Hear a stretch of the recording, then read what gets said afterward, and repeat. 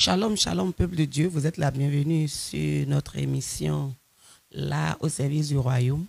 CIRPC vous dit bonsoir. Ce soir, nous allons parler d'un thème très capital, très important pour toi, enfant de Dieu, l'adoration.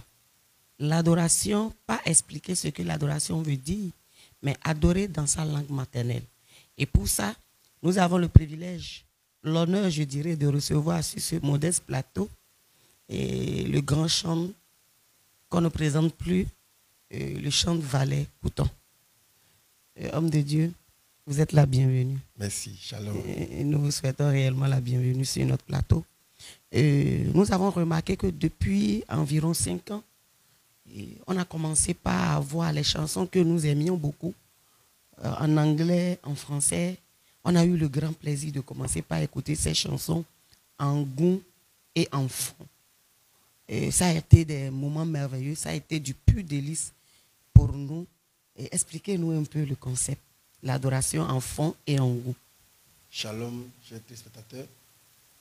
Je suis le frère Valais Couton. Et le concept d'adoration fond et goût est né suite à une discussion. Ah, intéressant. Nous venions de finir un séminaire d'une semaine, je crois, quand un homme de Dieu s'est approché de moi. Chante Valais, oui, pasteur. Nous souffrons beaucoup quand nous allons dans les villages pour évangéliser.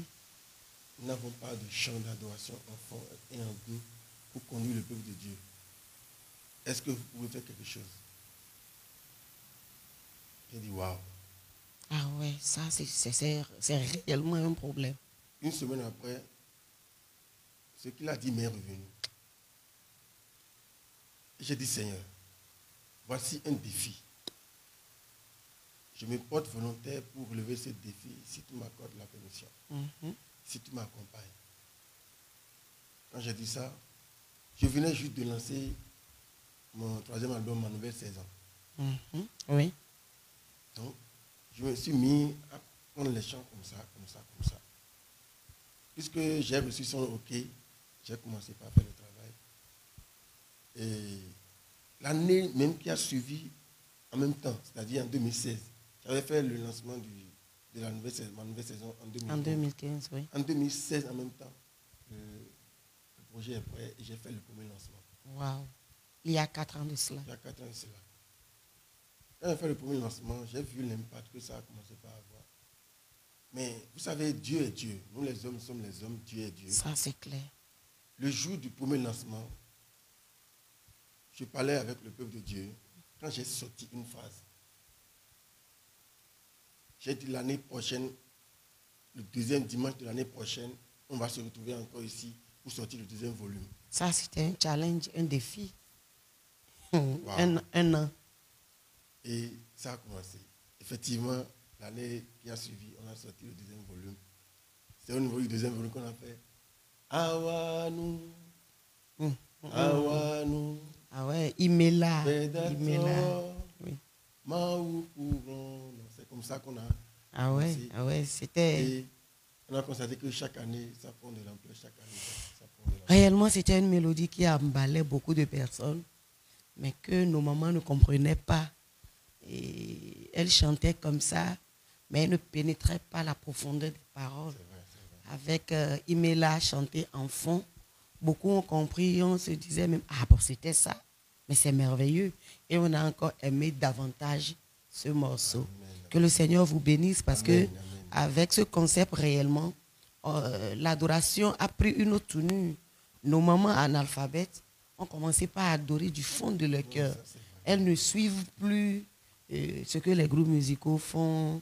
Et ce n'est plus les chants anglais, les chansons françaises. Nous ne vous remercierons jamais assez, homme de Dieu.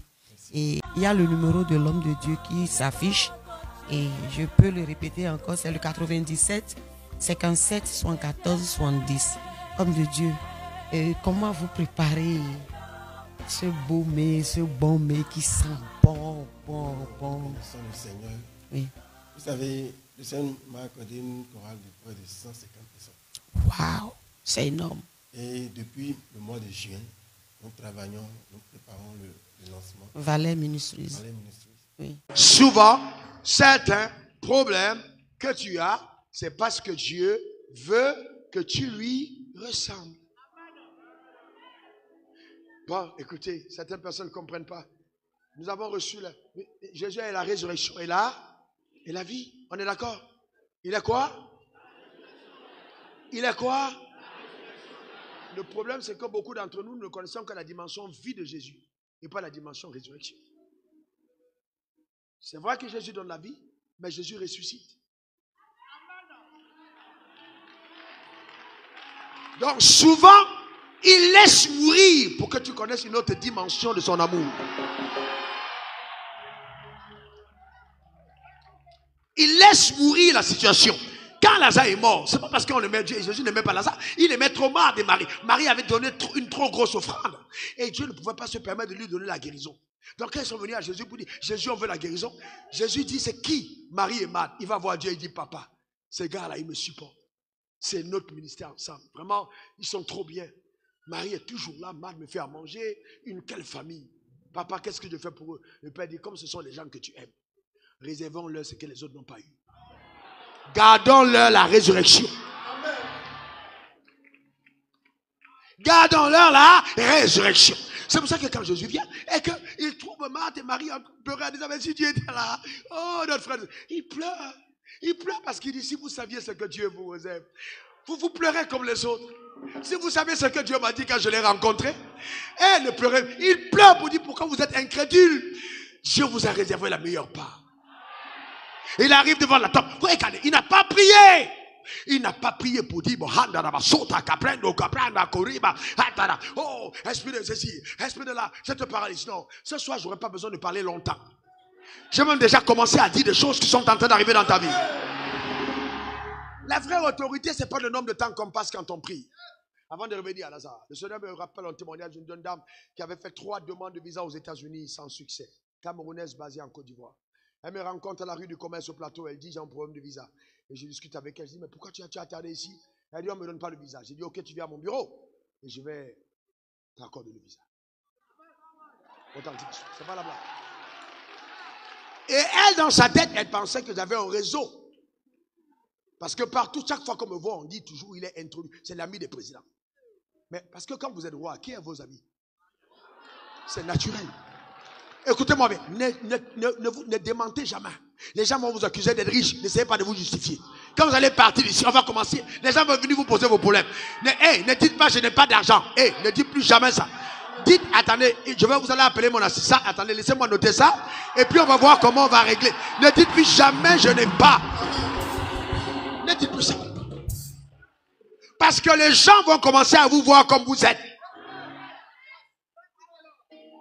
Ne dites plus non, j'ai pas d'argent, j'ai pas d'argent. C'est quelle histoire? Faut plus jamais dire j'ai pas d'argent. La Bible dit que le pauvre dit je suis. Non, ta manière de dire riche m'embête, dis encore. Le pauvre dit je suis. Ça veut dire que la foi consiste à faire semblant. Si tu ne sais pas faire semblant, tu n'es pas dans la foi. Ta manière de t'habiller là, si on continue le programme demain, je ne veux pas te voir comme ça. Il faut que tu t'habilles comme quelqu'un qui règne. Donne-moi ton meilleur amen. Dis encore amen. Donne-moi ton meilleur amen. Dis amen.